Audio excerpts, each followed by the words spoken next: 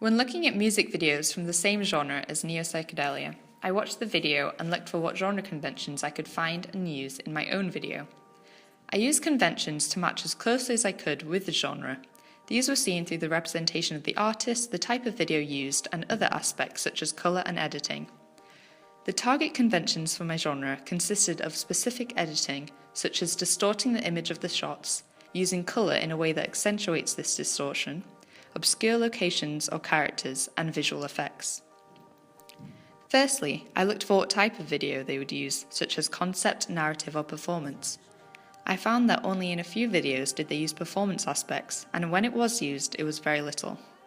Concept videos were mainly used and had a hybrid of narrative.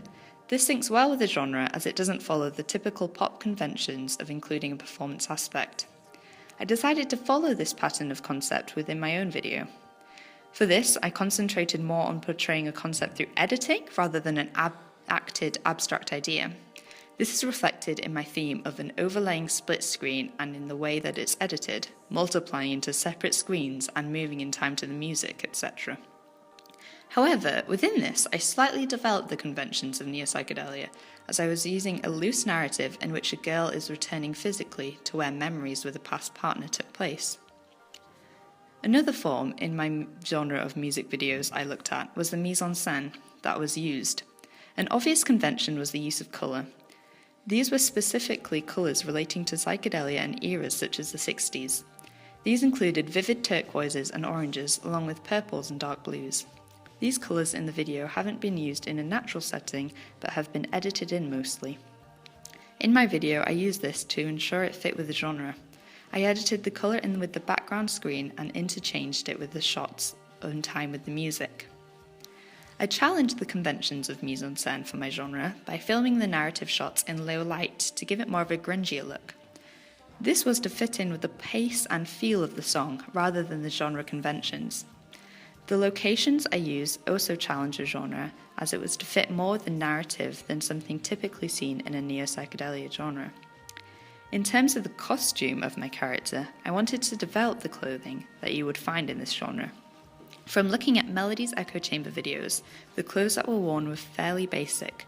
However, I wanted to develop this to make my characters look a little different and stand out, as the locations she was in weren't the most interesting and this would help her to be in contrast with it.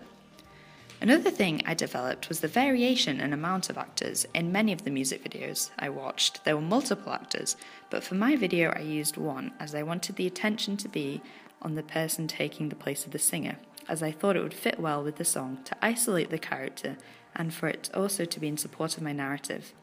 This develops the iconography in the video. Barth's theory states that genre is marked by iconography. However, after seeing the limited use of iconography used in other videos of the same genre, compared to my saturated use, I believe my video does not prove this theory, as I have used other genre signifiers and not iconography to achieve the look of my genre. For my Digipack convention research, I found that the typical things included for all consisted of the album name and singer, song list, barcode, record company, and sometimes additional information such as social media. More specific to my genre, I found that mostly the digipacks did not consist of photos of the band, but drawings and graphic images of various places and people. I also found that the art that was used was carried on to the other sides and incorporated into other aspects, such as the CD or the same colours from the art may have been used throughout the digipack. I wanted some continuity between my poster and digipack, so I researched tour posters from Melody's Echo Chamber and other bands in the same genre. These posters included colours very typical of their genre, such as orange, blues and purples. They also didn't use a font but drew the words into the image. I wanted to create a drawing like this and use this form of poster, so I created a drawing featuring the main character in the video. I had to look at the style closely as it's very specific to the genre. I found that the main conventions of illustrations used for the posters included quite a psychedelic style, as the form is loose and uses a lot of detail in the form of colourful shapes. I also found that a lot of the detail wasn't clear in its purpose but used as decoration and to fill the space. When the artist is featured, the image isn't detailed but usually portrayed in blocks of shadow. In my own image, for my ancillary products, I developed what I found by drawing my singer in the same style by taking a still from the video and drawing it, but I decided to use less detail but still enough to show the recognizable form. For the detail in the decoration, I used blobs and wavy lines as I believed they would fit best. I also included a smaller rectangle in the image to link it with the video.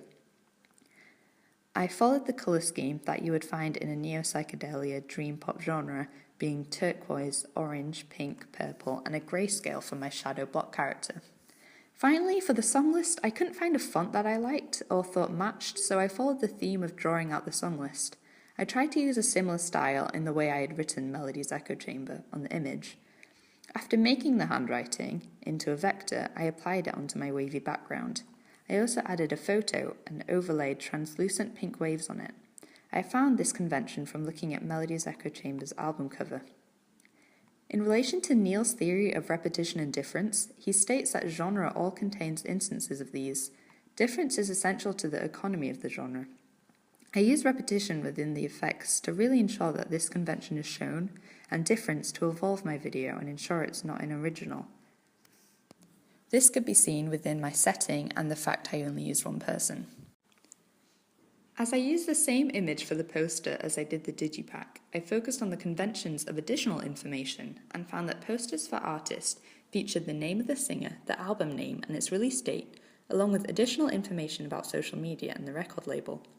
I used the same font that I made by converting my writing into a vector, as I had every letter I needed available to create continuity between the poster and the digipack. I used the conventions of stating when the album would be released and the main song it would feature. I chose matching colours in the image and made the background grey for it to stand out. I used the conventions of including where to buy the song and the record label. The way I challenged the forms of this poster was by adding release information separately in a clear space at the bottom.